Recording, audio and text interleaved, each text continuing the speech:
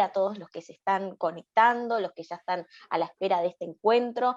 Es un desayuno que, como ustedes saben, va a exponer un análisis de la realidad política, un primer año de cumplirse la gestión del nuevo gobierno con desafíos inesperados, y que seguramente tendrán puntualizaciones muy interesantes, que va a realizar Ignacio Soasnávar, que es director de opinión pública de Equipos Consultores. En breve voy a estar haciendo alguna presentación de su currículum previo a su exposición, y que también vamos a estar abordando temas de economía, ¿no? De cómo ha estado nuestra economía en este primer año tan particular de gobierno, y cuáles son los pronósticos para este año, ¿no? Qué interesante ese aspecto y no menor, y ese análisis va a estar a cargo del director ejecutivo del CED, del Centro de Estudios para el Desarrollo, que es el economista Agustín Iturralde.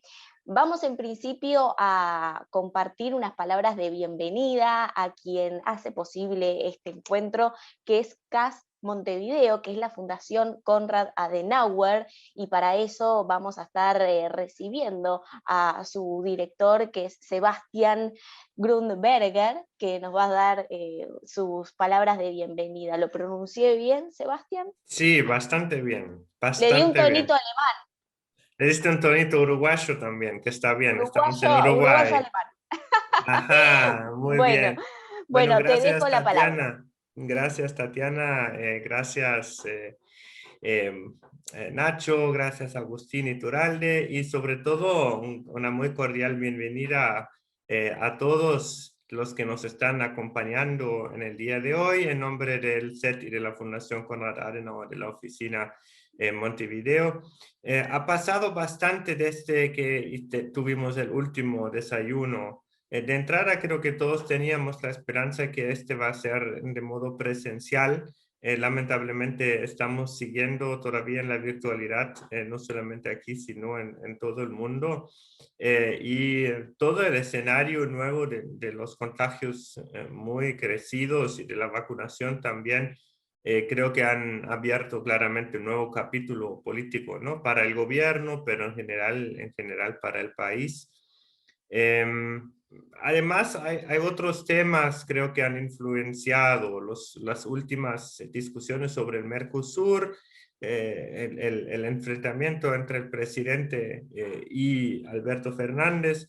Todo eso son temas que a nosotros obviamente nos ocupan. Eh, Tuvimos una publicación que les recomiendo a leer sobre 30 años de Mercosur, un policy paper que encuentran en nuestra página y en nuestras publicaciones, que también Agustín lo voy a después compartir en el chat. Y un tema que también nos está ocupando en plena pandemia como Fundación Konrad Adenauer, y bueno, los que han seguido a nuestro trabajo lo saben, es la creciente influencia que ejerce China en Latinoamérica, de alguna forma como una contraprestación a las vacunas, ¿no? Que todo eso viene obviamente también con algunos unas ambiciones geopolíticas, por lo cual el coronavirus no solamente es el coronavirus, sino trae un montón de otros temas aquí en la región. Bueno, ahora estamos para hablar de Uruguay. Como les dije, es un nuevo escenario político, por lo cual yo estoy muy interesado especialmente de escuchar a los panelistas, al encuestólogo por excelencia, nuestro amigo Ignacio Soasnávar, que sacó una nueva encuesta que a muchos creo que nos dio una sorpresa, así que ahí vamos a escuchar más a detalle. Nada más que desearnos hoy un muy interesante evento. Mi agradecimiento siempre al CET, que es una contraparte excelente de nuestra fundación, a Agustín, y la invitación a todos a seguir a nuestras diversas actividades, tanto del programa Uruguay como del programa regional Partidos Políticos y Democracia. Aprovecho de invitarles que el próximo lunes y el próximo martes tenemos 2 mesas de análisis electoral sobre Perú y Ecuador a las 19 horas por el Facebook de CAS Montevideo. Así que si les interesa lo que pasa en otras partes de la región, están más que invitados. Así que te paso la palabra de vuelta, Tatiana. Bien, bueno, muchas gracias, Sebastián. Y ahora, bueno, es súper interesante recibir unas palabras de apertura, ¿no? De parte de Agustín Iturralde, que es director del Centro de Estudios Económicos para el Desarrollo, y que, bueno, que forma parte de lo principal, ¿no? De este encuentro, ¿no? A través de sus análisis. Después me voy a tomar un momentito para presentarte con precisión, Agustín. Bueno, muchas gracias, Tatiana. No, lo mío muy corto. Muchas gracias a todos por el interés. Estamos muy contentos de la repercusión y la cantidad de gente que se conectó. Muy agradecidos, obviamente, a Ignacio Schwarzenegger, que siempre nos acompaña y nos prestigia esa instancia, a todos los medios y, obviamente, a la Fundación Konrad Adenauer. Esperamos muy pronto estar volviendo a tener estas instancias de forma presencial, que bueno, esperemos que el segundo, siempre son 2 de estos por año, que el segundo que tenemos estemos con Nacho tomándonos un café de verdad y no uno cada uno por atrás de una pantalla. Bien, bueno, gracias, Agustín. ¿Y qué les parece si ya vamos a comenzar? Recordarles que a través del chat de Zoom pueden estar enviando algunas preguntas. Al final de este encuentro nos vamos a tomar unos minutitos como para hacer el intercambio. No sé si les parece, Ignacio y Agustín, esta modalidad. No vamos a poder responder a todas, pero bueno, a algunas nos vamos a tomar el tiempo prudente. Estamos a 9:17, estimamos que hacia 10:30 vamos a terminar este encuentro, si así les parece. Así que vamos a pasar entonces ya rápidamente a presentar a Ignacio Schwarzenegger, que es director de Equipos. Equipos es una organización dedicada a la investigación social. Bueno, queda de más decir, ¿no? Presentar Equipos, ¿no? Todos sabemos de su valioso trabajo. Ignacio es consultor político y analista de opinión pública, es profesor en la Universidad Católica del Uruguay y consultor para la CAS, justamente para la Fundación Konrad Adenauer, y consultor representante de WAPOR en Uruguay, que es la World Association for Public Opinion Research. Así que, Ignacio, bueno, bienvenido y te escuchamos. Muchas gracias a todos, muchas gracias, Tatiana, por la presentación, y gracias, por supuesto, como siempre, al CED, a Agustín por la invitación, y a la Fundación Adenauer, a Sebastián y el resto de la gente de la Fundación, que siempre apoyan este tipo de eventos que creo que son muy interesantes, digamos, para compartir miradas cruzadas sobre la coyuntura. A ver, el primer punto es que estamos obviamente en un momento de clima social y de opinión pública muy complejo. Eso es evidente, eso es visible cuando uno mira casi cualquier instancia de nuestra vida social. Uno lo ve, por supuesto, en este micromundo de las redes, que lleva quizá una polarización exacerbada, pero donde se ven algunas tendencias, pero uno lo ve también en el clima social. Hay tensión social, eso es evidente, es notorio y, digamos, es natural, y eso está explicado por esto que está dicho ahí, es decir, Uruguay está en su peor momento de la pandemia, considerando cualquiera de los indicadores posibles. Es decir, hay alguna discusión acá sobre en qué medida es mejor utilizar unos indicadores y otros. Por ejemplo, cuando se habla del número de contagios, algunos dicen que Uruguay está llegando a ser récord en el mundo en términos de cantidad de contagios, tomando, por ejemplo, la última semana. Algunos dicen que eso podría ser producto de que Uruguay en realidad testea muchísimo y que quizás ese resultado no sería así si tuviéramos el mismo nivel de testeos que otros países que testean menos. Pero bueno, en cualquier caso, uno puede deflactar a la mitad, digamos, el nivel de contagios detectados en Uruguay, y aún así estamos en una situación preocupante que digamos, hace válida esta frase de que estamos en el peor momento. Y lo mismo con la cantidad de muertes. Uno dice, bueno, si tomamos la cantidad de muertos de los últimos 7 días, estamos en el peor momento, estamos en el top 10, creo que estamos entre los 10 países del mundo con mayor muertos en la última semana, por cantidad de habitantes, obviamente. Y hay otros que dicen, bueno, pero si miramos el conjunto de la pandemia, la verdad que la mortalidad total en Uruguay por la pandemia sigue siendo muy baja y mejor que el resto de los países de América Latina. Ambas cosas son ciertas, ambas cosas son ciertas. Pero bueno, en cualquier caso, la conclusión es evidente, y esto es indiscutible. Más allá de que tomemos un indicador u otro, Uruguay está en su peor momento de la pandemia, y esto efectivamente altera el clima social, más allá de que nos altera la vida desde el punto de vista logístico para muchos, obviamente altera el clima social y el clima de convivencia como es natural, aunque evidentemente esto tiene sus consecuencias. En cuanto a los indicadores de opinión pública, bueno, la encuesta, la mayor parte de los datos que voy a presentar ahora son de una encuesta de equipos consultores realizada la última semana de marzo. Equipos realizan encuestas las últimas semanas del mes. Y con eso construimos, digamos, nuestras series. Esta encuesta fue realizada entre el 26 y el 31 de marzo. Esto entonces, para situarlo, digamos, temporalmente, es después de la penúltima conferencia de prensa del presidente, que fue el martes 23, inicia el día del intercambio entre el presidente Lacalle Pou y el presidente argentino Alberto Fernández en la cumbre del Mercosur, que fue el día 26, justo el día que iniciaba el campo de la encuesta, y agarra los primeros días de cuando los casos en Uruguay superaron los 2.000 diarios, digamos, ¿no? Eso fue, creo que el primer día con más de 2.000 casos diarios fue si no recuerdo mal, alrededor del 21, 21-22. La encuesta larga el 26, es decir, agarra casi 5 días con más de 2.000 casos diarios. Lo que no agarra esta encuesta es la cantidad de muertos por encima de 40, digamos, ¿no? Que estos son diarios por encima de 40, que esto es lo que hemos visto en los últimos días. Y bueno, en un escenario tan dinámico como digamos, obviamente es muy relevante aclarar y precisar la fecha de medición. Pero bueno, a fines de marzo, cuando tomamos esta fotografía de la opinión pública, el COVID había vuelto a ser la principal preocupación de los uruguayos. En esta pregunta espontánea que hacemos sobre cuál es el principal problema del país, el 41% decía inmediatamente el coronavirus, un 12% además lo mencionaba como segundo problema, un 18% la situación económica como primero, 20% como segundo, un 13% el desempleo como primero, 16% como segundo, y en cuarto lugar la inseguridad, 6% como primero, 13% como segundo. Luego vienen otros temas de menor magnitud, el gobierno como problema, los problemas sociales, la salud, la educación, la inflación, etc.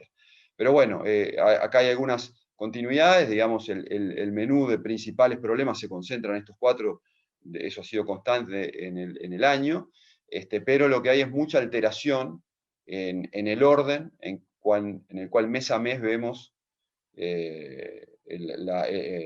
la principal preocupación de los uruguayos, porque este año ha sacudido regularmente esta estructura de prioridades. En marzo, abril del año pasado, hace un año aproximadamente, teníamos un desayuno similar a que era el primero virtual, el primero post pandemia, donde decíamos, robándole una frase al colega Adolfo Garcés, que en Uruguay se había producido un shock de Maslow, es decir, un shock de la estructura de prioridades brusco, porque después de 10 años donde la estructura de prioridades de los uruguayos se había mantenido muy estable, 10 años, en un mes, que fue marzo del 2020, eso se revuelve completamente. Lo que vemos hoy en día es que eso no ocurrió solo en marzo. Desde marzo del 2020 a marzo del 2021, la estructura de prioridades de los uruguayos ha sido prácticamente un electrocardiograma. Acá vemos el gráfico, sube y baja, digamos, de manera permanente. Y esto obviamente es producto o genera, mejor dicho, un gran estrés social. Si nosotros este gráfico, esta primera parte hasta febrero del 2020, si lo proyectamos hacia atrás, encontramos 10 años de estabilidad. Inseguridad en primer lugar, desempleo en segundo lugar, educación y situación económica en tercer y cuarto lugar. Vemos el cambio brusco en marzo del 2020, donde emerge una cosa nueva, que es el COVID. La inseguridad, que había sido 10 años el principal problema, cae al tercero, la situación económica pasa al segundo, el desempleo en términos relativos en marzo no preocupaba tanto. Bueno, en definitiva, un shock completo en marzo, pero vean que todo el año ha sido de unas fluctuaciones enormes. Entonces, cuando uno tiene su vida organizada dentro de determinada estructura de prioridades y con incertidumbres conocidas y estables, uno puede manejarlas individualmente, familiarmente y socialmente.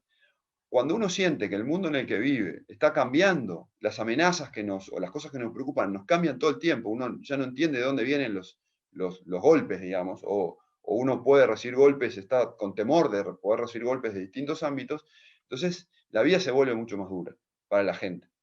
Eso es lo que ha pasado en Uruguay en 2021, porque el coronavirus pegó muy duro como principal preocupación en marzo-abril, luego cae fuertemente. Fíjense que en agosto-septiembre había caído al cuarto lugar, el coronavirus preocupaba casi tanto como la educación, digamos, en términos generales, y luego vuelve a crecer en octubre-noviembre, acompañando los casos, luego vuelve a caer abruptamente. Fíjense, en febrero habíamos en Uruguay sentido que ya estábamos casi del otro lado. La primera ola, digamos, de enero se había logrado controlar, los casos bajaron la segunda quincena de enero y la primera quincena de febrero, y a fines de febrero, que empezaron además a llegar las vacunas, pensábamos que esto estaba prácticamente controlado. Y en un mes se produce nuevamente un shock tremendo. Este ha sido otro marzo de shock de Maslow, claramente, porque el coronavirus, de pasar de una preocupación de los uruguayos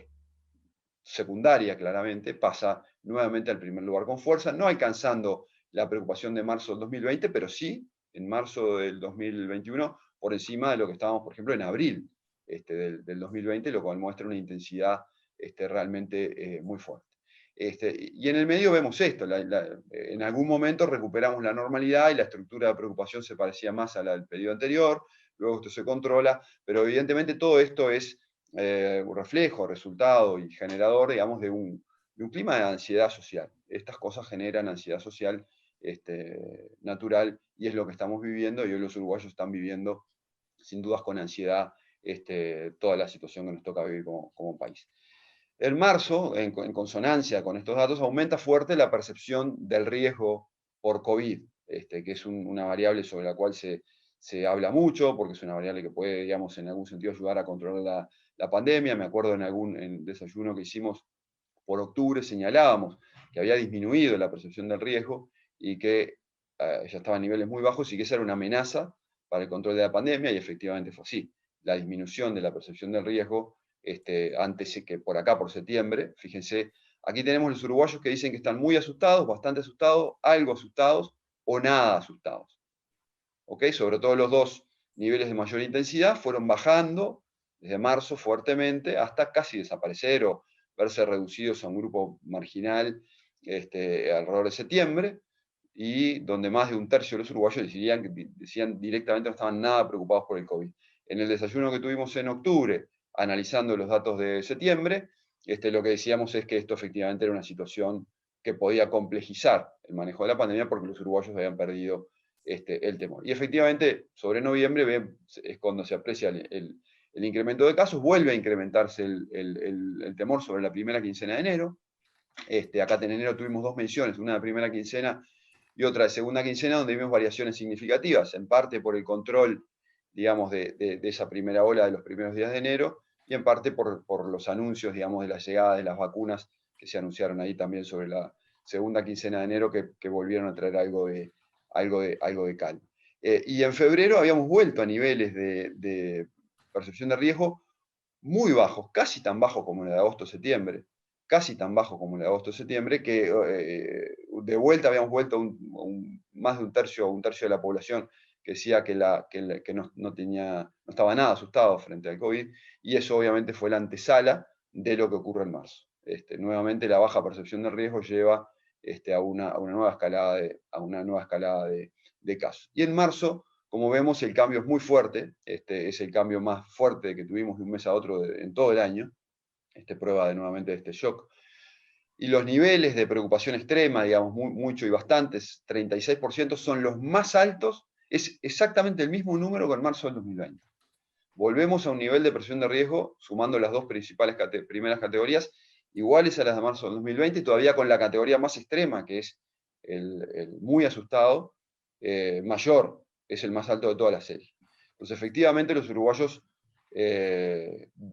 aumentan su percepción de riesgo, y esto, bueno, obviamente es consecuencia de no solo el aumento del número de contagios, sino sobre todo el aumento de la cantidad de muertes, también en este momento, en este periodo, digamos, existieron algunas muertes de personajes públicos notorios. En mi caso, tanto en el caso de Andrés ABT como el de Alberto Sonsol, los conocía personalmente por mis actividades laborales, pero sobre todo el efecto como personajes públicos probablemente fue muy masivo, ¿no? En ambos casos, uno más en el microclima político, otro más vinculado al mundo del deporte y la televisión en un sentido más amplio.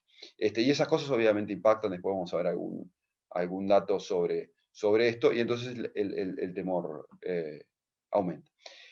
Yo tuiteaba ayer, bueno, esto es una noticia positiva en algún sentido, ¿no? Este resultado del aumento de la percepción de riesgo puede contribuir a que los uruguayos se cuiden más, nos cuidemos más, a disminuir la movilidad. Es un factor que puede ayudar. No es un factor que por sí mismo va a corregir esto, no, porque si uno, de la actitud interna, digamos, al comportamiento efectivo, hay otras variables que interfieren, y el contexto de marzo del 2020 no es igual al de marzo del 2021, claramente. Entonces, no necesariamente el mismo nivel de percepción de riesgo por sí mismo va a implicar que los uruguayos asuman conductas de restricción de la movilidad tan fuertes como la asumieron en marzo del 2020, porque son coyunturas muy, muy distintas, y hay efectivamente otras variables que intervienen. Pero obviamente ayuda, y en algún sentido es positivo, digamos, que por lo menos haya mayor conciencia, mayor percepción de riesgo en los momentos actuales. Y bueno, y esta preocupación por la pandemia repercute directamente en las percepciones económicas. Lo que tenemos hoy como percepción actual, la percepción de la economía actual del país se vuelve más negativa. Hoy tenemos un 19% a fines de marzo que cree que la situación económica del país es buena, un 35% que cree que es ni buena ni mala, un 44% que es mala, y el resto no sabe. La percepción viene siendo sostenidamente negativa, pero, digamos, dividida, pero de balance negativo, pero ya en las últimas mediciones, particularmente en la última, la de marzo, el negativo, el rojo, supera al intermedio. No disminuyen las visiones positivas, pero aumentan las negativas, y este 44% de visión negativa sobre la economía es el más alto de vuelta desde marzo del 2020. Entonces no habíamos registrado en todo lo que va del año pasado habíamos registrado algún 40, acá en enero nuevamente cuando teníamos algún aumento de los contagios, pero evidentemente esto preocupa.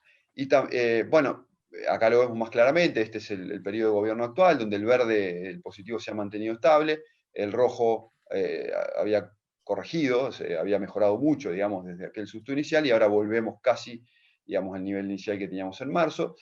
Es cierto que durante todo el periodo anterior del expresidente Tabaré Vázquez tuvimos niveles muy parecidos, de hecho, con una percepción negativa de la economía mayor, en algunos momentos significativamente mayor que el actual. Este crecimiento al final fue post resultado electoral, cuando hubo una ilusión de una parte de los uruguayos de cambio, que en general ocurre siempre, digamos, en todos los contextos electorales, que duró muy poquito, digamos, hasta la pandemia. Pero bueno, está claro que en este contexto las percepciones económicas se vuelven un poco más negativas en este periodo. Coincidentemente, no, es difícil saber si esto se debe solo al aumento de casos, pero coincidentemente a la ola, digamos, de contagios de octubre en adelante, también se ve como una tendencia a aumentar las percepciones negativas sobre la economía, y además también aumenta, en menor medida, pero aumenta el temor sobre cómo va a estar la economía dentro de un año. Fíjense que el optimismo futuro, que esto es una variable muy importante para el humor social, no tanto cómo estamos hoy, porque si la gente siente que tenemos un futuro prometedor, la gente puede soportar, digamos, o podemos llevar mejor las circunstancias que nos toca vivir si sentimos que vamos en una dirección correcta. Y esto, bueno, fíjense que en marzo del 2020 estábamos en un panorama también muy negativo sobre lo que nos podía tocar en un año. Después esto se fue corrigiendo. De hecho, hasta en octubre estábamos ya con un clima claramente más favorable. Esto cae, vuelve a aparecer con las vacunas en febrero un clima de optimismo muy interesante, de hecho de los más altos, digamos, del año, claramente un predominio del optimismo, y en marzo tenemos nuevamente un clima más dividido. La percepción sobre el futuro no es tan mala como la que veíamos en marzo del 2020. Efectivamente, acá veíamos un panorama futuro más sombrío, pero es una opinión dividida y claramente hemos perdido, digamos, algo de optimismo sobre lo que puede ocurrir con la economía en un año. Y bueno, nuevamente vemos acá con la serie histórica cómo en algunos momentos predominaron los verdes. Todavía hoy el verde es un poquito más que el rojo, pero claramente esta corrección del rojo a la baja que hemos visto en los últimos meses se interrumpe un poquito en marzo. Sin embargo, y acá empezamos con datos un poquitito más optimistas, cuando preguntamos sobre la percepción económica a 3 años, los uruguayos confían en que la tormenta pasará. La percepción de los uruguayos sobre cómo va a estar la economía la economía del país dentro de 3 años sigue siendo muy alta. 59% cree que la economía va a estar mejor o mucho mejor que hoy, y de hecho esto se ha mantenido estable por lo menos desde mitad del año hacia adelante, y sin grandes variaciones, digamos. Todas estas variaciones entre el 50 y el 60 se han movido esto sistemáticamente. Entonces los uruguayos hoy están sintiendo temor por la ola de contagios, están sintiendo que la economía actual está peor de lo que estaba, están sintiendo un poquito de menos optimismo respecto a lo que va a pasar de acá a un año, pero mantienen elevado el optimismo de lo que puede llegar a ocurrir a 3 años, y reitero, esto es obviamente una variable importante para el clima social. Y otra variable importante, que parece quizá de perogrullo, pero probablemente no lo es que las vacunas no solo inoculan protección contra el virus, las vacunas inoculan optimismo respecto al futuro. Y este es un gran motor que tenemos funcionando en la ciudad uruguaya de generación de clima de opinión también.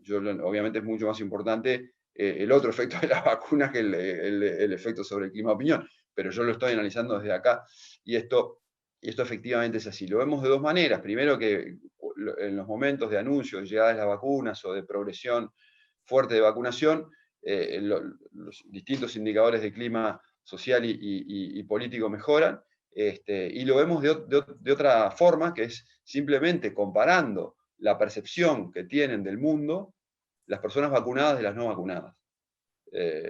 Las personas que hoy se dieron la vacuna y las que todavía no se han vacunado. Entonces, cuando nosotros comparamos las visiones sobre la economía, por ejemplo, de las personas vacunadas y las no vacunadas, si nos referimos al momento actual, a la percepción sobre la economía actual, ahí no hay grandes diferencias. Pero cuando miramos la percepción que tienen las personas vacunadas respecto a cómo está la economía a un año, y la comparamos con las que tienen las personas no vacunadas, encontramos diferencias muy significativas. Entre la población vacunada, entre los que nos tocó, digamos, poner el bracito, entre los 800.000 que nos tocó poner el bracito en esta semana, fíjense que la percepción sobre cómo va a estar la economía dentro de un año tiene balance claramente positivo, 44-26. Mientras que entre los que no se han vacunado, ya sea porque no les tocó por edad, porque se agendaron y no le dieron fecha, porque no pudieron, o algunos poquitos que no quieren vacunarse, que después vamos a ver cuántos son, las diferencias son efectivamente significativas. Entonces ahí tenemos un motor, en la ciudad uruguaya tiene un motor funcionando, que efectivamente un motor de inoculación viral, o antiviral, no sé bien cómo se dice, pero bueno, un motor de inoculación biológico y un motor también de inoculación de clima de opinión. Y este efecto evidentemente está detrás del contexto. Este efecto psicosocial de la vacunación es un efecto que puede ayudarnos a entender quizá algunos de los resultados que Sebastián decía al principio que pueden resultar sorprendentes, ¿no? Porque efectivamente el presidente de la calle Pou, en esta encuesta de fines de marzo, mantenía un alto nivel de aprobación. Esta fue una encuesta que se conoció esta semana. Esta encuesta 26 a 31 de marzo, 58% de los uruguayos dijo aprobar el desempeño del presidente de la calle Pou, un 17% tenía juicios intermedios, un 24% manifestaba desaprobación. Entonces, es evidente que había una incertidumbre sobre en qué medida esta situación generada por el COVID podía haber erosionado la alta confianza que los uruguayos han mantenido en el gobierno durante todo este periodo. Entonces, en esa coyuntura era relevante, digamos, la medición, porque el presidente había dado una conferencia de prensa justo el día 23, y anunciando algunas medidas, entre otras el cierre de la, digamos, de la enseñanza, en principio hasta el 5 de abril, y algunas otras medidas. Y también lo otro que puede estar interviniendo en esta medición, evidentemente, es lo que mencionaba hoy del intercambio, el cruce, el altercado, la especie de altercado entre el presidente uruguayo y el presidente argentino en una cumbre del Mercosur el día 26, por una especie de efecto nacionalista. También pero bueno, en cualquier caso, por las razones que sea, está claro que el presidente mantiene niveles de aprobación altas. La luna de miel más intensa del año pasado, por encima del 60, ya no se volvió a ver, pero el presidente en enero, en la segunda quincena de enero, en medio del pico de contagios, había llegado a su mínimo, el 53% de aprobación y 26% de desaprobación, y luego está en una fase de estabilidad con leve crecimiento, digamos, incluso en marzo, al borde del margen de error, pero bueno, ya comparando el 53 con el 58, es una variación ya un poquitito más interesante, y con una desaprobación que no continuó, digamos, aumentando, sino que básicamente se ha estabilizado. Entonces, la pregunta que muchos se hacen es, bueno, ¿cómo puede ser que este incremento de casos de COVID no haya generado una baja en el apoyo al gobierno? Bueno, no ha generado, bueno, obviamente no generó, pero ¿por qué? ¿Cómo puede ser? Esto puede, reitero, tener múltiples interpretaciones. Está claro que lo hemos visto muchas veces y presentado acá también, que el principal factor de aprobación al gobierno y el principal sustento que hoy tiene la aprobación al gobierno es el manejo de la pandemia. Entonces uno puede decir, ¿cómo en un momento en el cual estamos efectivamente en el peor momento de la pandemia, como decía al principio, cómo puede ser que esto no erosione al gobierno? Reitero, no tengo una explicación única, pero sí tengo un indicador interesante, que es esta relación, aumento del número de casos como variable explicativa del apoyo al gobierno, puede tener una variable interviniente, que es que en realidad el gobierno no es visto como el principal responsable del aumento de casos en el Uruguay.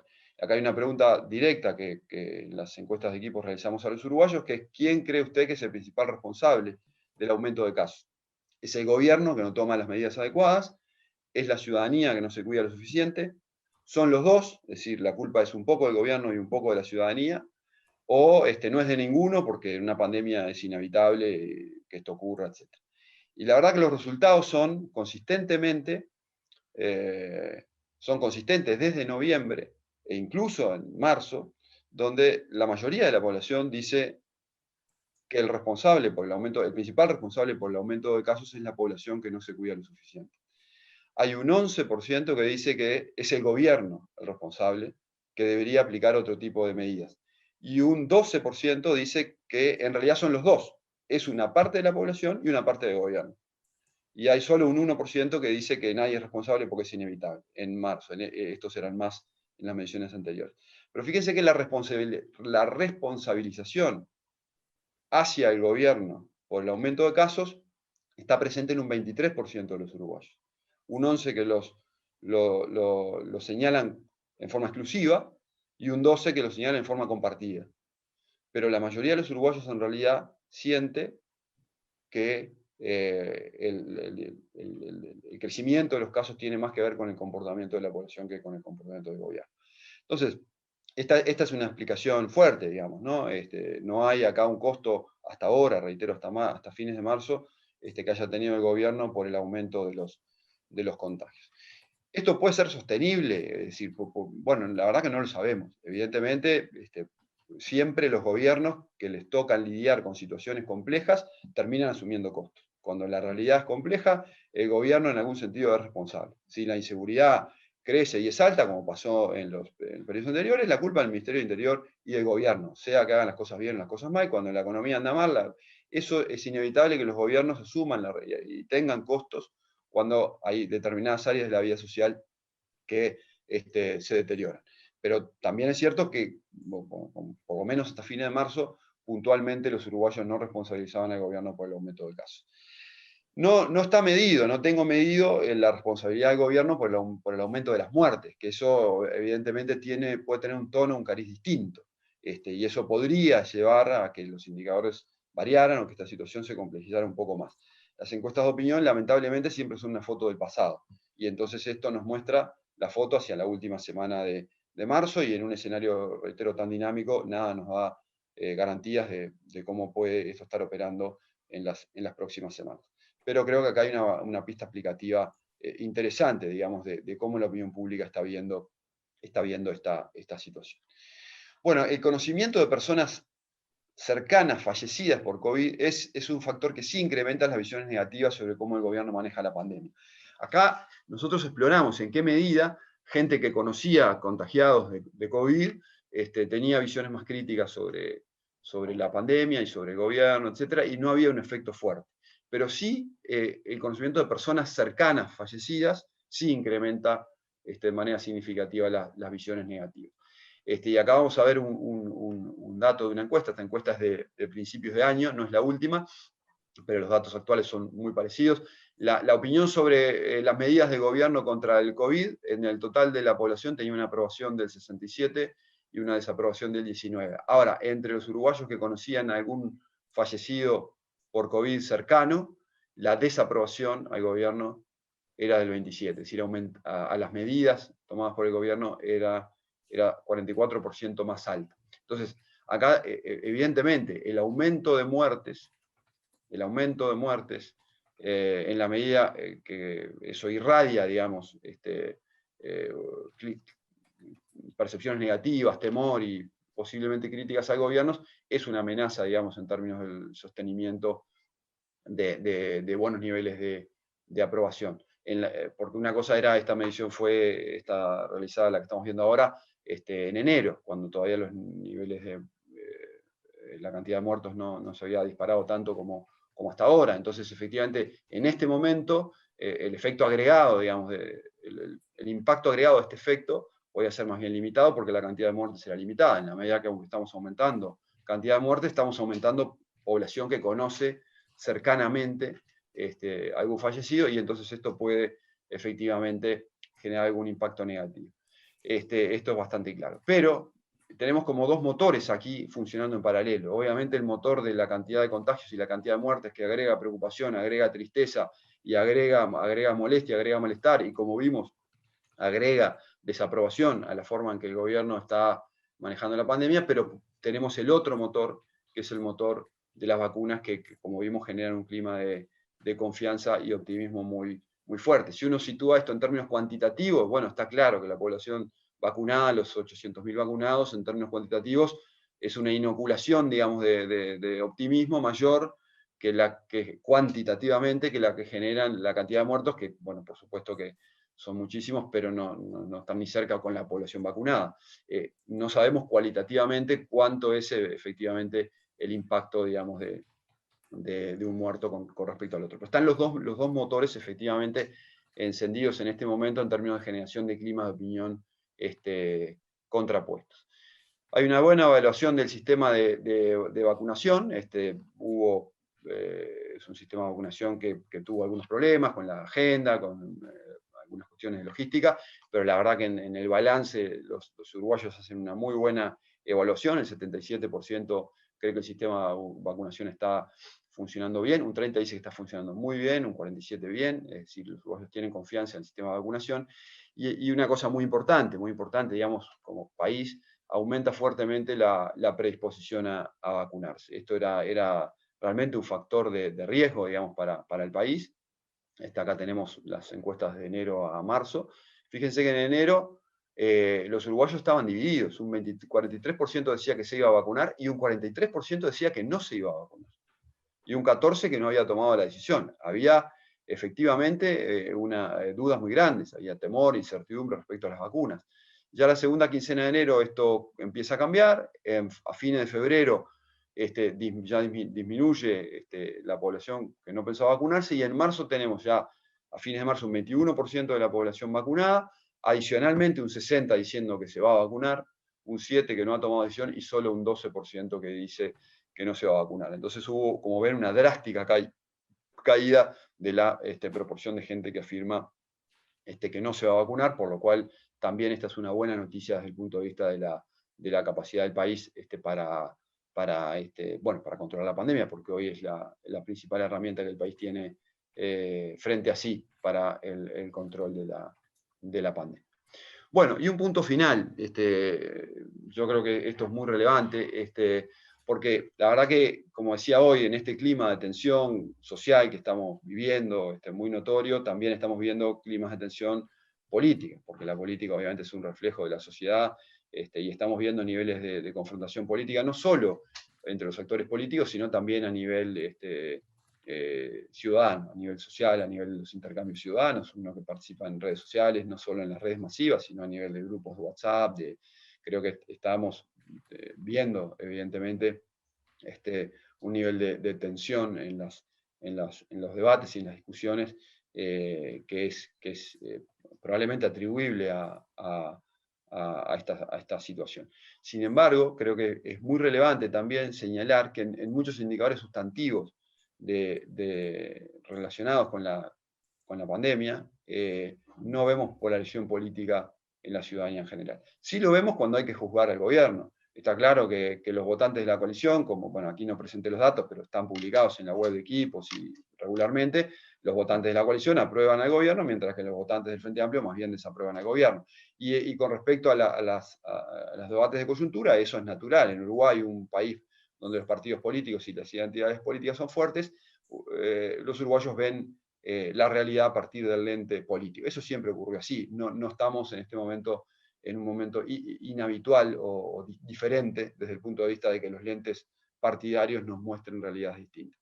Pero eso sería grave si eso se viera en algunos comportamientos efectivos vinculados al manejo de la pandemia, como ocurrió en otros países, ¿no? Cuando las medidas de control de la pandemia, cuando hay algún presidente que ha minimizado, digamos, la importancia de la pandemia, o algún presidente que cuestionaba el uso de las mascarillas, por ejemplo, eso ha llevado y está mostrado a que en lugares, digamos, donde había más votantes de ese presidente, hubo más muertos.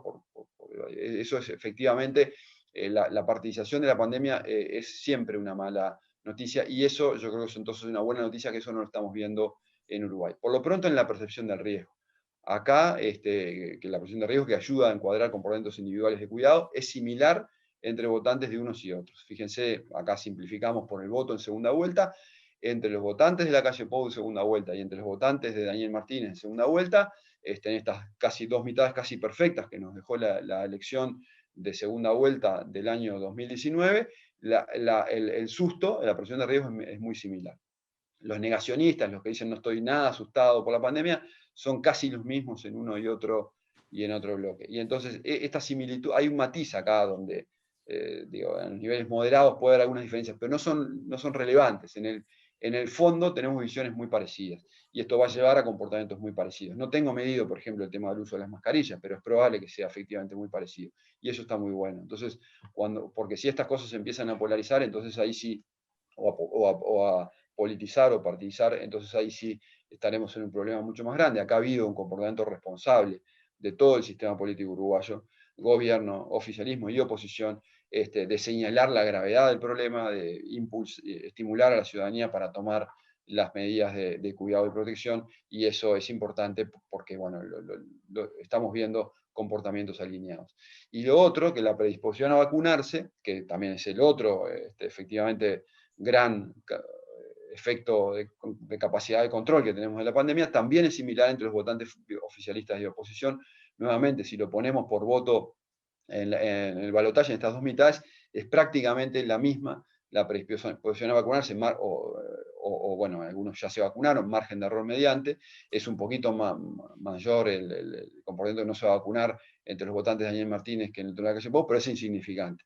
La gran noticia acá es que nuevamente tenemos un comportamiento alineado en pos de la vacunación, y esto también, reitero, es el reflejo de un sistema político que sin diferencia alguna ha operado alineado en torno de la convocatoria a la opinión pública, a la ciudadanía, efectivamente a vacunarse. Si Uruguay logra evitar la politización o la partidización de los aspectos sustantivos de la pandemia, por lo menos de estos aspectos sustantivos, el país entero habrá ganado. Por supuesto, conflicto político va a haber, por supuesto, es legítimo y diría, hasta es sano en una democracia que haya alternativas planteadas desde distintos ámbitos a las decisiones que toma el gobierno. Eso es legítimo. Pero en algunos aspectos centrales, como el Uruguay lo ha logrado mantener hasta ahora, esto me parece que es efectivamente el país entero habrá ganado en evitar la politización. Pero esto es tarea de todos, y con esto quería dejar un nuevo mensaje. Obviamente yo siento que aquí estamos en una calidad, digamos, del debate público y social que posiblemente no es la ideal, posiblemente producto de la tensión, lo reitero, pero creo que es momento en que todos podamos asumir que podemos generar un poquito más en bajar la pelota al piso. Creo que esto es imprescindible. Creo que los males que podemos encontrar si no se baja la pelota al piso desde todos son mucho más grandes. Tenemos que intentar ver que el otro puede tener una parte de la razón. Tenemos que intentar ver que el otro, el que piensa distinto a mí, puede ser bien intencionado, puede querer lo mejor para el país y sin embargo quererlo de una manera distinta a la que la quiere uno.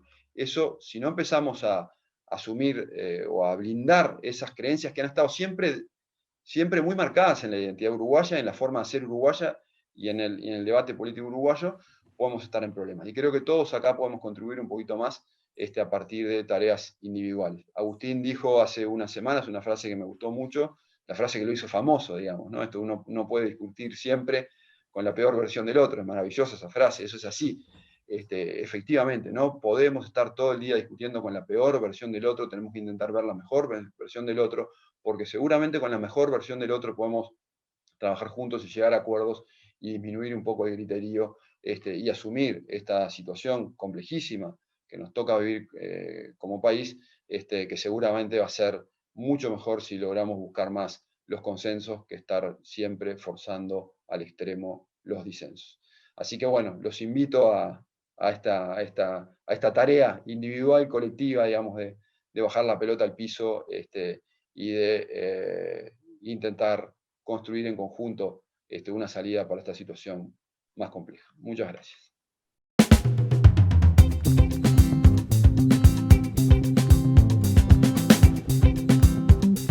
Vamos a recibir, que ya lo tenemos ahí, a Agustín Iturralde, que es el director ejecutivo del CED, del Centro de Estudios para el Desarrollo. Agustín es licenciado en Economía por la Universidad de la República, es máster en Estudios Políticos aplicados por el Instituto Universitario Ortega y Gasset, máster en Political Economy of Late Development por la London School of Economics, y en 2016 obtuvo la beca Chevening del gobierno británico, que es un programa destinado a impulsar a los líderes globales. Hasta marzo de 2020 se desempeñó como director académico del CED, estando a cargo de las investigaciones de la organización, y hoy forma parte del equipo ya como director ejecutivo. Así que lo recibimos a Agustín Iturralde y ahora pasamos a hacer un análisis económico profundo, ¿no? del último año. Así que ya lo tenemos allí en pantalla, Agustín, adelante.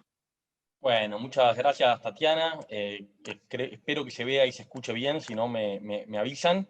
Bueno, creo que Nacho ya hizo una gran introducción y puso en la mesa muchos temas que tienen que ver con las expectativas y el transcurrir de la economía, ¿no? Bueno, la valoración de las personas sobre la economía, las expectativas de las personas sobre la economía, que tienen tanto que ver son un determinante tan importante en lo que después pasa.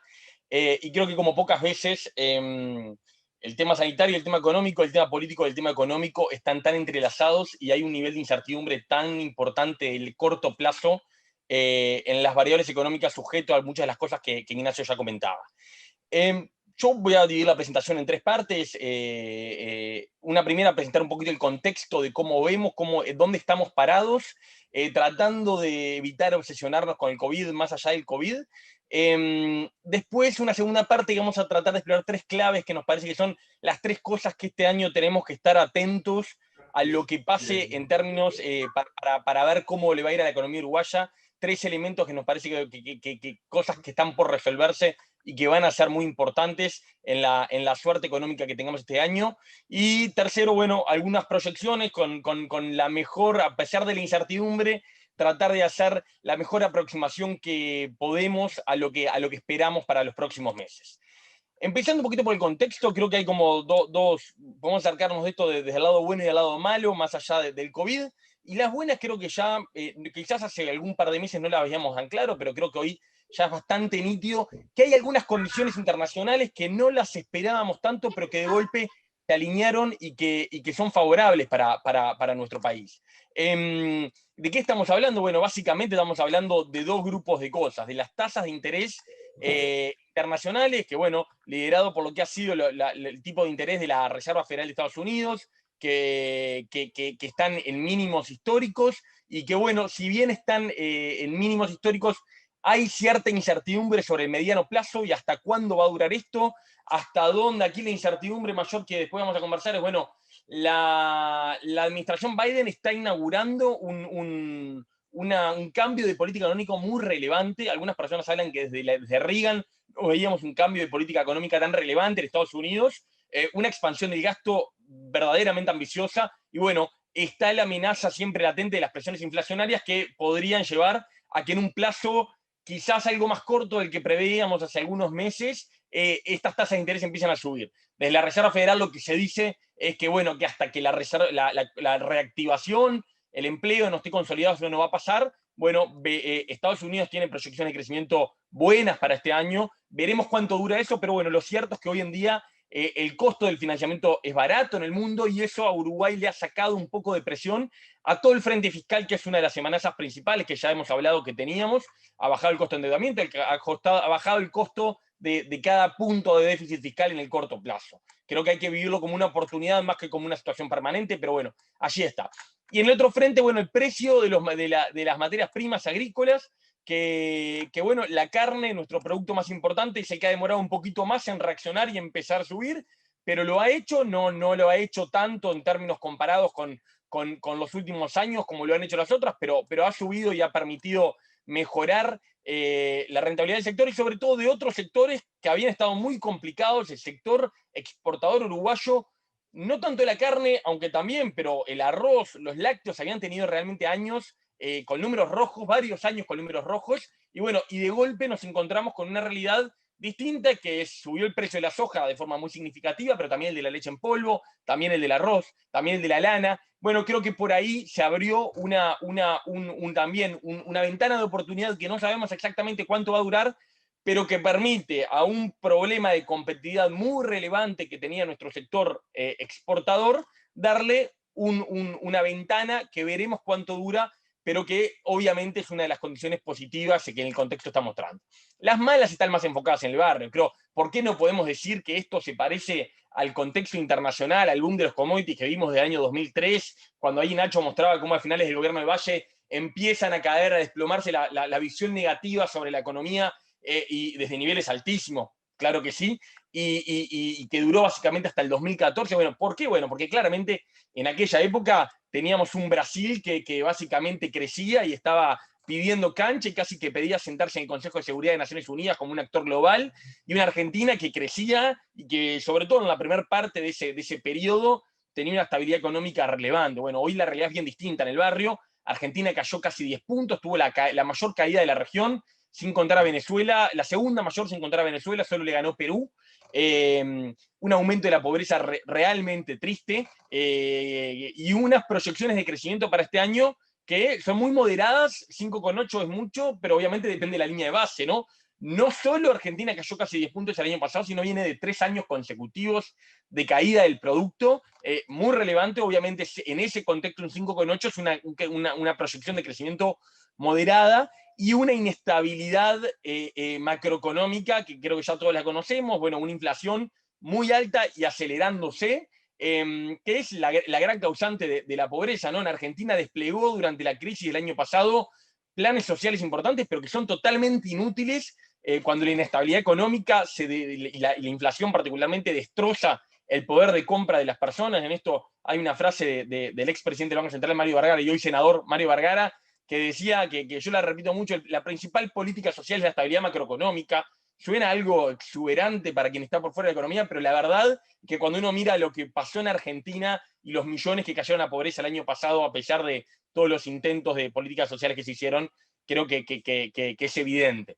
Déficit fiscal muy alto, inflación alta y acelerándose, muchas restricciones al endeudamiento, y a esto se suma en las últimas semanas, bueno, algo de lo que comentaban tanto Sebastián como comentaba Ignacio recién como una posible causa de esa coyuntura política particular, que es, bueno, la tensión política con Uruguay, que ya venía desde principios del gobierno, algo particular. Recordemos que el presidente Fernández no vino a la asunción de la calle Pou, por, bueno, con excusas de agenda, pero que cuesta entender que fuera simplemente un tema de agenda, un viaje tan corto como el que implicaba eso.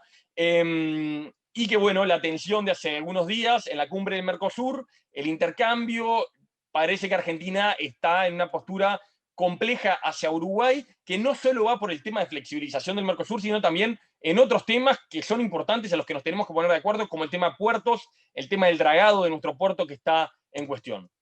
La situación de Brasil es menos lineal, pero también bastante compleja. Brasil el año pasado cayó poco en comparación con la región. Brasil aparte tuvo un cambio durante el año de la pandemia muy notable. Brasil al inicio de la pandemia se esperaba una caída muy asimilable a la de Argentina, de 8, de 9, de 10 puntos, y terminó cayendo bastante significativamente menos que Uruguay. ¿Qué me dio en esto? Bueno, me dio una política de transferencias a los sectores más pobres de Brasil muy importante y muy generosa, que implicó un booster económico y también implicó un booster a la popularidad del presidente Bolsonaro el año pasado. Con algún colega, medio en broma, medio en serio, decíamos que la política social y económica de Bolsonaro el año pasado se parecía bastante a algunas de las propuestas del Frente Amplio acá. Fue una especie de renta básica. El concepto de renta básica no aplica para esto, pero un plan a 1/3 de los brasileros de 600 reales, y que, bueno, ayudó a sostener la economía y ayudó a sostener sobre todo la popularidad de Bolsonaro. Lo que pasó fue que, bueno, a partir de septiembre las cuentas públicas ya estaban complicadas, se redujo a la mitad primero el plan, después se cortó, la popularidad de Bolsonaro empezó a caer de forma importante, las expectativas económicas son muy inciertas, son muy inestables, y hay un aceleramiento de la inflación en Brasil es baja hace muchos años, hay un aceleramiento con expectativas cercanas al 7% hoy en día, de producto de este gran déficit fiscal del 2020 que lo puso en 13,7, y que implicó que, bueno, todo lo que se gastó el año pasado claramente no se va a poder volver a gastar este año, y la situación sanitaria está que arde, la situación económica sigue siendo muy compleja, que es una lección de la poca certidumbre que tenemos de hasta cuándo va a durar esto. A esto se suma una debilidad política del presidente Bolsonaro, que empezó a estar más débil, más dependiente de lo que se conoce como el centrado, el centro político, para eventualmente buscar la reelección, pero al menos sobrevivir. Ya hay algunos cuestionamientos en ese sentido. Entonces, parece complicado que Brasil tenga el liderazgo que nosotros esperábamos en la región, y bueno, por las problemáticas que estamos describiendo. Las claves para este 2021, ¿dónde creemos que hay que poner el ojo y mirar qué pasa para entender la suerte política? Bueno, por un lado, la estabilidad macro, ¿no? El gobierno que asumió el 1 de marzo de 2020 hizo una apuesta fuerte por la consolidación macroeconómica. Uruguay había dejado a mitad de camino este deber. Uruguay en los 90 había empezado un proceso de consolidación macroeconómica importante, habíamos dejado atrás las inflaciones de 2 dígitos, habíamos hecho un consenso sobre la importancia de la responsabilidad fiscal. Eso empezó a tambalear en los últimos años, y este gobierno asume con el mandato y el discurso de tratar de consolidar tanto el frente fiscal como ir hacia niveles inflacionarios mucho más bajos. En ese sentido, creo que hay varias cosas en términos inflacionarios para mirar. Creo que una muy importante es qué pasa con los lineamientos para la 9ª ronda de negociación colectiva que se va a abrir. Creo que las señales que se vienen dando es de mucha moderación, y que probablemente tengamos también ajustes generales que estén en línea con el que no va a haber todavía recuperación salarial, e incluso quizás algo por debajo de la inflación. Todo va a depender de hasta dónde se desacelera la inflación. Pero bueno, en ese sentido, para la convergencia del IPC hay que ver qué pasa con el dólar, naturalmente, que sigue siendo muy importante, algunos precios como son el precio del petróleo, pero sin duda en el mercado, en los no transables, en el mercado interno, los lineamientos de la 9ª ronda van a ser muy relevantes y hay que estar atentos a eso. Sobre el frente fiscal, creo que el gobierno logró tener algún logro, valga la redundancia, en el año de la pandemia al respecto, separando cajas, poniendo lo que eran los gastos coyunturales de los estructurales. Y bueno, creo que lo que resta ahora es una señal que más que cuantitativa va a ser cualitativa de qué pasa con la reforma de la seguridad social. Ahora volvemos sobre eso. Sobre el IPC, bueno, creo que nunca está de más recordar esto, ¿no? Uruguay tiene sistemáticamente una inflación por encima del objetivo que se plantea, sistemáticamente se ponen objetivos que no cumple. Esto hace que tengamos una inflación muy alta en cualquier comparación internacional. Y bueno, el año pasado, con los ajustes de las tarifas, con la situación de la suba del dólar en fines de febrero y principios de marzo, y con algunas otras cosas, había subido a 11 puntos anualizadamente. Al final tuvo una desaceleración que permitió cerrar nuevamente por debajo de 10, y que todo indica que va a continuar este año, y todo indica que vamos en los próximos meses a bajar el IPC y entrar al rango meta por primera vez en muchos meses. Y bueno, desde el Banco Central se manifiestan objetivos ambiciosos al respecto, menos del 7% para este año, 5% al mediano plazo y menos aún para largo plazo. Creo que son objetivos ambiciosos, pero absolutamente imprescindibles y en línea con el mundo. Veremos ahí lo que pasa y bueno, estar atentos obviamente al dólar como siempre, pero también a la política interna en aspectos salariales. Sobre la reforma de la seguridad social, que es la gran clave, yo creo, como señal internacional, como señal a las calificadoras de deuda de que hay una intención de solucionar el gran problema, el gran causa del deterioro fiscal de los últimos 5 años, desde que el Uruguay dejó crecer en 2015. Claramente el deterioro fiscal ha estado liderado por las necesidades de financiamiento de la seguridad social.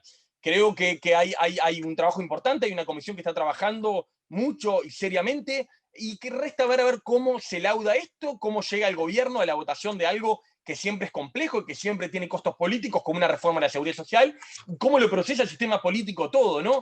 Yo vi con algo de sorpresa que ya el diagnóstico, que fue lo que ya aprobó la comisión, se aprobó solo con votos, digamos, de la coalición y de los empresarios, y con los votos en contra del PIT-CNT y del Frente Amplio, y el diagnóstico era la parte menos conflictiva, no tenía una hoja de ruta, simplemente trataba de ser más descriptiva. Veremos qué pasa con esto. Es importante, sobre todo para las calificadoras que lo tienen con amarillo, una señal. Algunas Fitch lo ha dicho expresamente, que va a estar más atento a este tipo de cosas que a los numeritos, a los resultados específicos que Uruguay reporte en años tan particulares como va a volver a ser el 2021.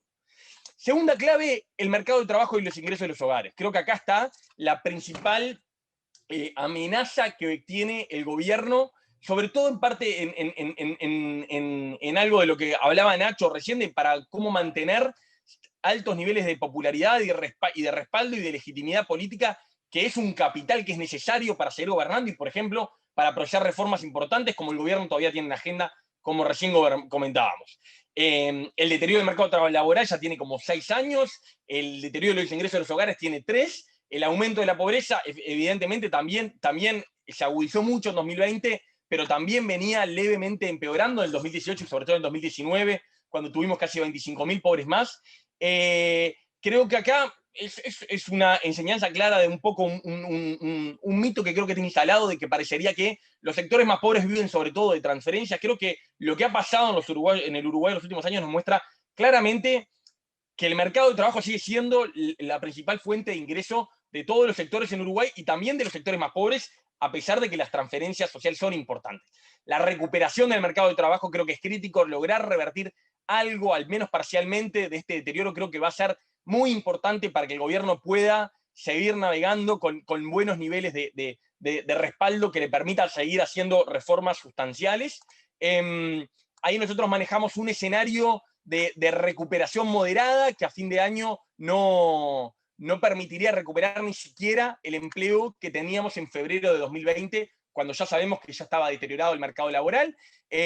Claro que hay un nivel de incertidumbre grande sobre esto. A ver, si esto se sigue complicando, si los números de la pandemia siguen complicándose y volvemos a una situación de más parálisis económica como la que vivimos en el segundo trimestre de 2020, claramente el mercado laboral se va a volver a deteriorar mucho más en línea con la línea naranja. Y bueno, y si de repente la vacunación empieza a tener efectos muy consolidados, más rápidamente, y Uruguay vuelve a ser mirado como un lugar de muy buena gestión de la pandemia, para el turismo, para los inversores y, ¿por qué no?, para algún efecto psicológico en el mercado interno, de la gente después de meses de encierro y de restricciones al consumo, de repente tenemos una mejora por encima de esto. Realmente es difícil tener claridad al respecto, pero es crítico. Lo que creo que tenemos que tener todos claro es cómo esta caída que vemos acá del mercado laboral en abril es muy parecida a la caída del PBI, es muy parecida a la panza que el colega Rafael Guntín mostraba hace unos días en Twitter que tuvo la pobreza el año pasado, que a fin de año ya era casi igual que en el 2019 y que el problema de la pobreza estuvo concentrado en la parálisis económica del segundo trimestre. Entonces, bueno, la parálisis económica tiene consecuencias muy importantes desde el punto de vista social. Veremos cómo pasa, pero sin duda en esta evolución hay una clave importante para el gobierno y para el país. Finalmente, más evidente, las variables exógenas que todavía pueden jugar, ¿no? Creo que si algo nos enseñó el 2020 fue a rápidamente romper pronósticos y empezar a dibujar números de vuelta. El contexto de tasas bajas y buenos precios se mantendrá. Bueno, este año todos creemos que este año sí se va a mantener, pero que no, el precio del petróleo, que puede implicar en el corto plazo algún aumento de las tarifas de los combustibles, que creo que eso no va a estar en la mesa más temprano que tarde, y la duda que todos tenemos, el miedo más bien que todos tenemos, es que aparezca algún cambio, alguna mutación que haga menos eficaces las vacunas y que esto no termine como todos estamos esperando un segundo semestre con una vida un poco más normal. Ayer teníamos esta noticia que no es para que nos alarmemos, no es para que nos pongamos a llorar, pero está ahí, bueno, de una nueva variante en Brasil con distintas mutaciones que la mayoría de los mortales no logramos ni a comprender qué significa, y bueno, y nuevamente empieza las constataciones de, bueno, hasta dónde las vacunas que estamos usando también son efectivas, como parece que lo son para las otras mutaciones que había para atacar esta variante del virus. Finalmente, meternos directamente en, bueno, ¿qué esperamos entonces para este año? Bueno, en materia de economía global, creo que lo que domina es esto, es mucho cuidado, mucha incertidumbre, muchos paraguas abren todos y al final hablan de un moderado optimismo, de que las vacunas, si nada cambia, no aparecen nuevas mutaciones, no aparecen distintas cosas, con el avance de la vacunación, con cierto optimismo que empieza a llegar, puede haber un escenario medianamente positivo. El Fondo Monetario ajustó al alza 0,3 el crecimiento global esperado, esto con diferencias muy grandes entre las regiones del mundo, China liderando con 8 y pico, Estados Unidos creciendo muy bien con 6 y pico, Europa bastante menos, y sobre todo también porque la caída de Europa fue más importante, América Latina también, más parecido, con una caída más moderada y un crecimiento más moderado, y siendo una de las regiones que más sufrió la caída económica el año pasado, pero bueno, hay un moderado optimismo cuidadoso y con muchos paraguas que arman los organismos. Para Uruguay, nosotros esperamos un crecimiento cercano al 3,1. Esto obviamente es recuperar solo una parte, algo así como el 60% de lo que caímos el año pasado. Vamos a tener que esperar hasta el 2022, con suerte, para poder empardar el nivel de crecimiento, el nivel de PBI que teníamos en el 2019.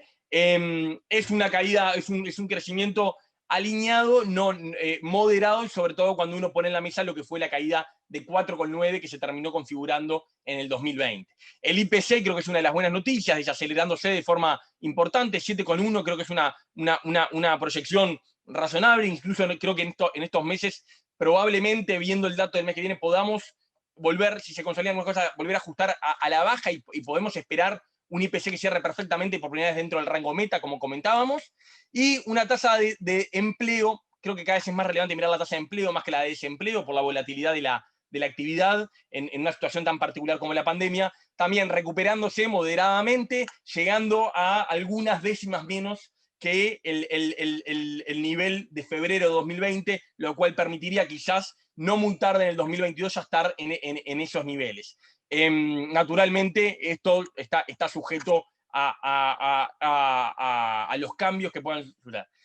Sobre la evolución sectorial, creo que algo que hay que tener bien presente es lo heterogénea que ha sido, ¿no?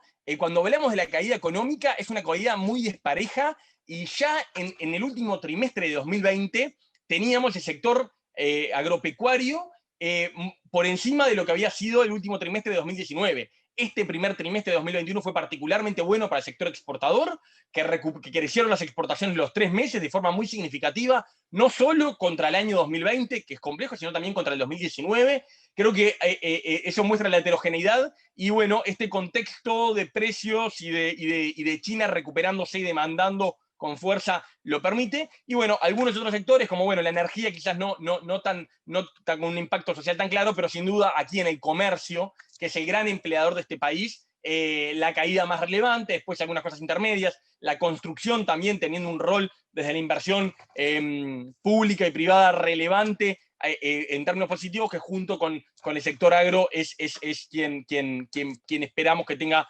un comportamiento bien por encima del promedio.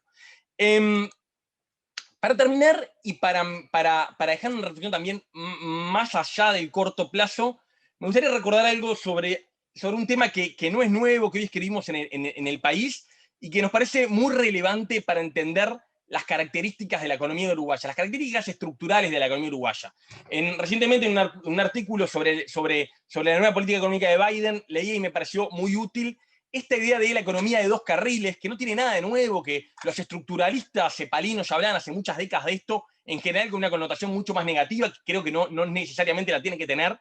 Entender que la economía uruguaya tiene 2 carriles y tiene cierta dualidad, y que los 2 carriles tienen su importancia. Tenemos un carril, un poco a veces se habla si es un mito o no es un mito, que el Uruguay es un país agroexportador, porque el sector agro no es tan relevante en el PBI ni en el empleo. Bueno, creo que la forma de entender adecuadamente esto es la siguiente, es entender un carril más pequeño, pero dinámico, que lo lidera sin duda la industria agroexportadora, no solo los bienes primarios, sino toda la industria que está encadenada al sector agroexportador, que también está en la exportación de servicios profesionales, la industria del software, la industria audiovisual, otros exportación de servicios de alto valor agregado que hemos ido incorporando este carril dinámico, que es un carril dinámico también porque se pueden incorporar nuevas actividades, y un carril masivo en donde trabajamos el grueso de los uruguayos, en donde está el grueso del PBI, que ahí están los servicios comerciales. La mayoría de los uruguayos trabajan en pymes, trabajan atendiendo almacenes, bares, la construcción, también un empleador, el sector público, sectores energéticos, servicios de la salud y educativos. Bueno, en la sana convivencia de estos 2 carriles es que hemos encontrado los periodos de prosperidad relevantes de nuestro país. Y esta sana convivencia se ha dado por 2 razones, o por precios muy buenos internacionales que permitieron al carril dinámico tolerar cualquier tipo de ineficiencias del carril más masivo, o a veces también por una crisis que nos empobreció y abarató mucho el carril de no transables, digamos, el carril interno. Bueno, creo que hoy en día el desafío que tiene Uruguay es volver a ser compatibles estos 2 carriles, sin que el carril que trabaja para el sector interno traslade ineficiencias y costos al sector exportador, como puede ser a través de malas regulaciones de mercados, a través de costos energéticos excesivos, a través de servicios educativos y públicos de mala calidad, de costos burocráticos.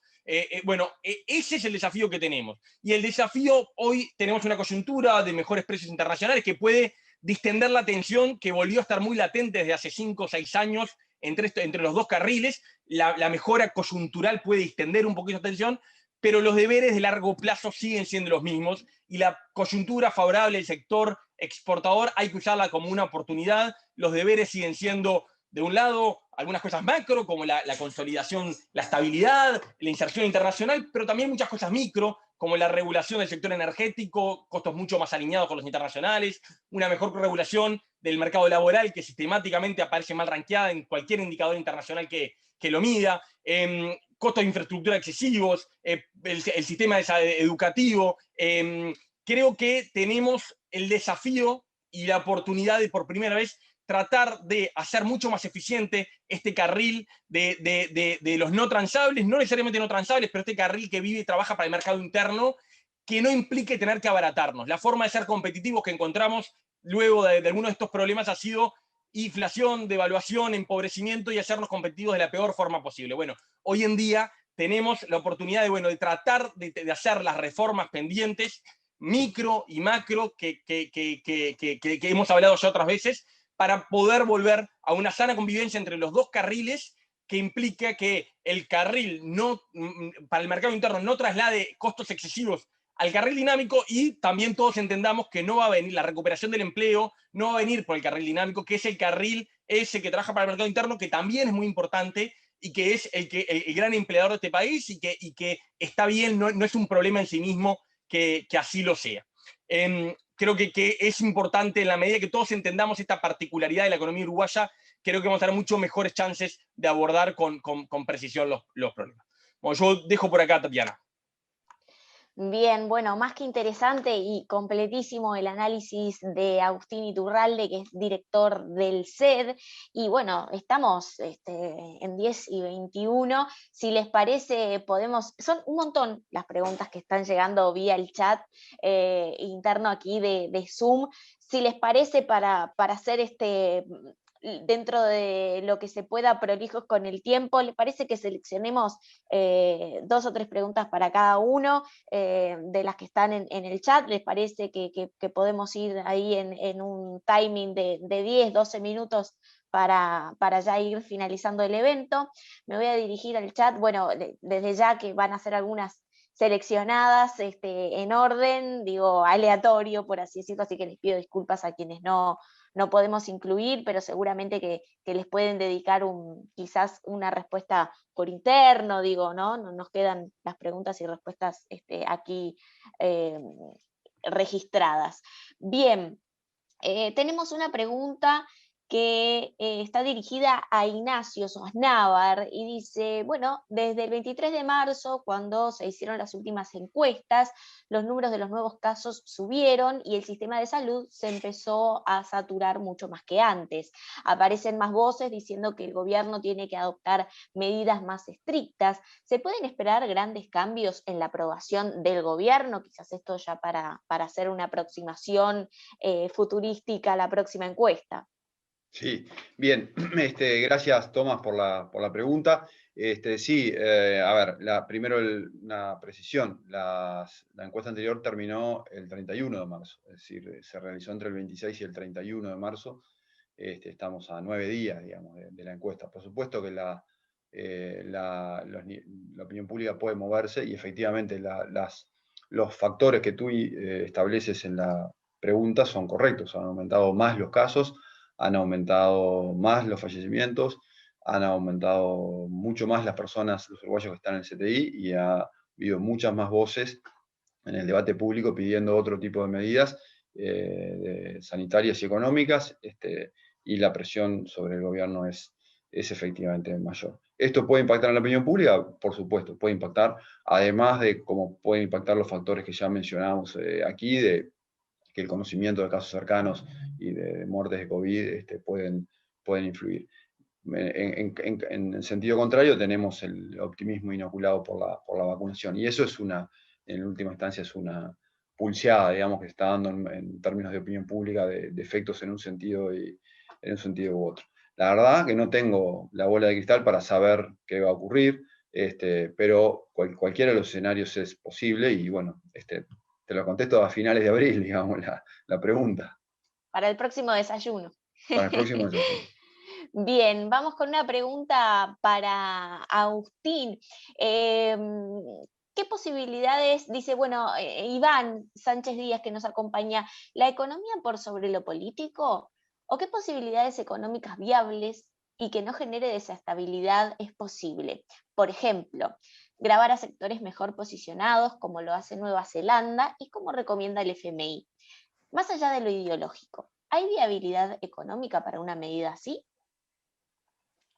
Nueva Zelanda siempre es apasionante, ¿no? Porque a todo el mundo le gusta Nueva Zelanda de todos los pelos. Creo que Nueva Zelanda es un excelente ejemplo, a mi juicio, de esto de los dos carriles, ¿no? Una economía que entendió muy bien de qué vive, y un sector también que, si bien es más significativo que en Uruguay, no es el mayoritario en términos de PBI, pero que es el estratégico, y bueno, y sacarle todos los obstáculos y las ineficiencias que se le trasladaban a ese sector para que pueda despegar y tratar de generar, bueno, un sector más masivo que es el que genera y distribuye y emplea a la riqueza que el sector estratégico genera, para ponerlo de alguna forma muy caricaturesca.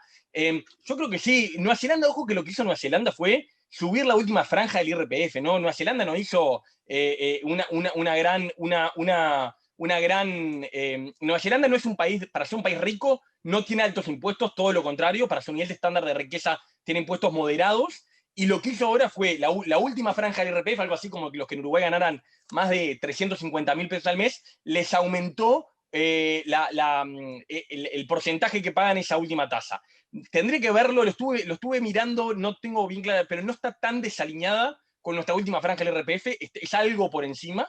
Y sí, creo que en eso puede haber alguna posibilidad. Creo que ahí lo que hay es una decisión política que probablemente es una pregunta más para Ignacio, de un compromiso político de no subir impuestos, y que bueno, más allá de alguna cosa en la raya, creo que más o menos lo viene cumpliendo, y no creo que sea el espíritu del gobierno incumplirlo. No creo Uruguay, para su nivel de ingreso, tiene niveles de carga tributaria altos, para su nivel de ingreso, para su medio altos, tampoco altos. No, creo que hay una frase que me gusta mucho, que es tratar de mirar lo que hacían los países ricos para llegar a ser ricos, y no tanto mirar los países que hacen los países ricos ahora que ya son ricos. Parece que es lo mismo, pero claramente no lo es. Bien, bueno, clarísimo, creo que quedó respondida. Vamos con una pregunta para Ignacio, que la realiza Roberto Horta. Gracias por acompañarnos. Bueno, veo muchos nombres conocidos aquí que nos están acompañando. Bueno, Roberto, pregunta a Ignacio: aunque el gobierno no se ha visto como el principal responsable por el aumento de los casos del COVID, pregunto, a pesar de que el anterior gobierno es responsable de que los problemas de la sociedad que los del anterior gobierno, a ver cómo está escrita esta pregunta, a ver, aunque el gobierno no se ha visto como el principal responsable por el aumento de casos de COVID, pregunto, a pesar de que el gobierno es responsable de que los problemas de la sociedad se resuelvan, sin importar quién sea el responsable de estos problemas, ¿tienen mediciones sobre cómo ve la población las medidas concretas que ha tomado el gobierno, tanto para el sistema sanitario como para el tema económico asociado?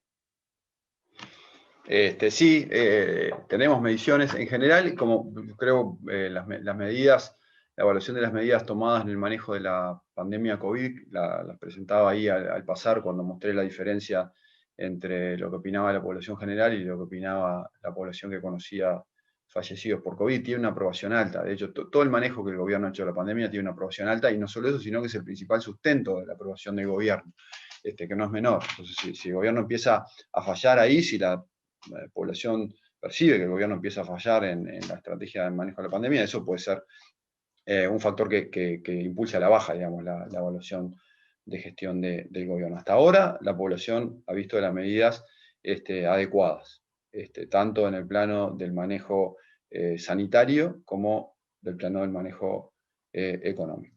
Pero bueno, reitero, esto es muy dinámico, el clima social cambia todos los meses, hay demandas nuevas que surgen en el entorno, y obviamente son factores a monitorear, que seguiremos monitoreando en forma permanente.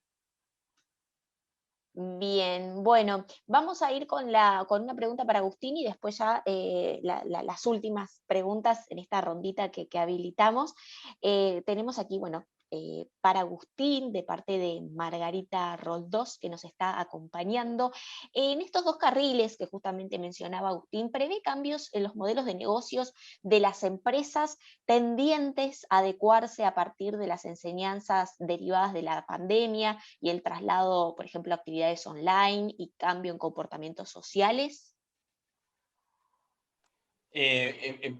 Extremadamente interesante lo que pregunta Margarita. Obviamente no soy experto en eso. Lo que sí creo que la historia económica pone claro, y algunas tendencias globales, es que no son estáticos los carriles, y que incluso alguno de las actividades puede moverse de un carril para otro. Y en particular, bueno, la educación históricamente es un bien no transable, pero que se está haciendo transable. Y bueno, la pandemia en ese sentido impulsó mucho la enseñanza online. Creo que cada vez hay una parte de esto que queda, no me quedan dudas que el grueso de la educación tiene que volver a ser presencial, cara a cara, y la riqueza esa es incomparable, pero puede ser que haya una parte de esto que queda, y hay una posibilidad. En tanto en salud como en educación, creo que Uruguay tiene la posibilidad perfecta de tratar de tener también alguna parte de esas cosas dentro del carril dinámico. Bueno, todo el tema de lo que conoce como turismo de salud es un tema que mueve mucho dinero en el mundo, y que Uruguay, y me consta que hay empresarios que están pensando de tratar de posicionar al país en ese sentido y que Uruguay tiene una oportunidad para hacer, y en términos educativos no me queda duda que tampoco hay ningún impedimento para que lo podamos hacer. Hasta acá me quedo, no quiero extralimitarme en el comentario. Bien, bueno, vamos con las dos últimas preguntas, hay muchas. Obviamente pedimos disculpas de que no podemos responder todas, pero queremos ser también bastante puntuales con la finalización del evento. Esta es para para Ignacio Soaznavar, que la tengo por aquí. Las marchas del 8M y las sindicales influyeron en la percepción de forma pareja para todos los votantes en lo que es la percepción, nuevamente, de la irresponsabilidad por parte de la gente en la pandemia. Bueno, la verdad no tengo medido el tema de cómo impactaron las marchas. No lo tengo medido. Mi hipótesis es que no necesariamente. Mi hipótesis es que eso son, digamos, argumentos que se utilizan para este tipo de discusión de trinchera que yo más bien intento desestimular en algún sentido. Creo que sobre los efectos que tiene ese tipo de movilizaciones o marchas, y cada una de ellas son además distintas entre sí, tienen distintos cuidados, protocolos, distancias, aire libre, espacios cerrados. En estas cosas tenemos que dejar hablar a los especialistas antes de utilizarlos como argumento de trinchera, porque uno dice, no, la culpa es del 8M, y otro dice, bueno, ¿y por qué no cerraron la exposición rural de no sé dónde? Y, no, a ver, en esa dinámica es muy fácil encontrar argumentos para agredir al que opina distinto, pero me parece que tenemos mi opinión personal, digamos, esto es personal, que tenemos que salir de esa dinámica, y concretamente en términos de evidencia de opinión pública no tengo sustento para responder esa pregunta. Bien, bueno, gracias, Ignacio. Vamos con la última pregunta para Agustín, aquí desde el chat. Bueno, esto es en vivo, estamos aquí. Preguntas, bueno, bien. Para Agustín, entonces, ¿cómo ven la posibilidad de mantener la promesa de campaña del actual gobierno de no aumentar impuestos y bajar las tarifas públicas en esta coyuntura futura? Qué pregunta.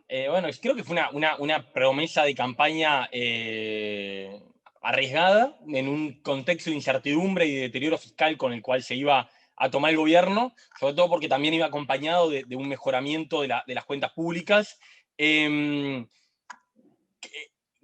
posible, para decirlo de una forma clara, yo no hubiera hecho la promesa porque siempre hay un terreno de incertidumbre, de lo desconocido, muy importante. ¿Es posible que la pueda cumplir? Sí, creo que es perfectamente posible. Si esto se sigue complicando y tenemos 2 años más de pandemia, ¿lo va a poder cumplir? Bueno, quizás ahí vamos a tener otra realidad. También seguimos, sé que no estoy contestando la pregunta, que creo que la pregunta era, bueno, ¿cómo veo? Creo que es posible que la cumpla, creo que es más fácil que cumpla la promesa de no subir impuestos, que creo que es un compromiso como muy apegado de parte de toda la coalición.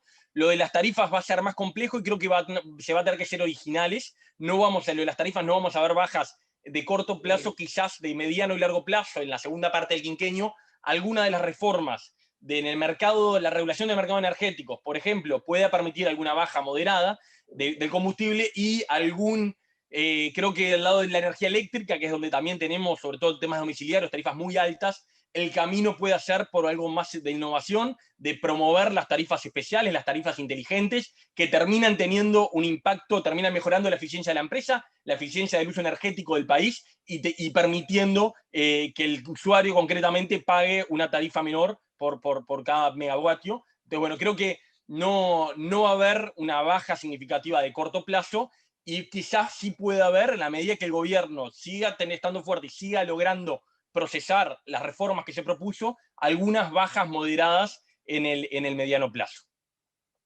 Bien, bueno, muchísimas gracias, Agustín. Ya llegamos al final del evento. Bueno, lo prevíamos para 10:30, son 10:35. Bueno, 5 minutitos siempre hay que tener ahí de aire. Así que gracias a todos los asistentes. Nos acompañaron más de 65 participantes en la mañana de hoy. Gracias por el tiempo, por interesarse y, por supuesto, gracias a Ignacio Suaznavar, que es director de Opinión Pública de Equipos, por todo el aporte, por toda la información fundamental, también para tener en cuenta ante la toma de decisiones, y por supuesto que vamos a seguir atentos a todos tus análisis. Un saludo y un agradecimiento también a Agustín Iturralde por el análisis muy completo del panorama actual y perspectivas para la economía uruguaya. El saludo también para Sebastián Grunberger, que estuvo haciendo la apertura de este evento, de la Fundación Konrad Adenauer. En lo personal, gracias por convocarme. Y bueno, nos reencontramos en otra oportunidad, en un desayuno, como bien lo mencionamos, porque bueno, es una hora de la mañana para compartir, seguramente andan muchos mates por la vuelta. Así que nos reencontramos en una próxima oportunidad, en un nuevo encuentro organizado por la SED y por la CAS Montevideo.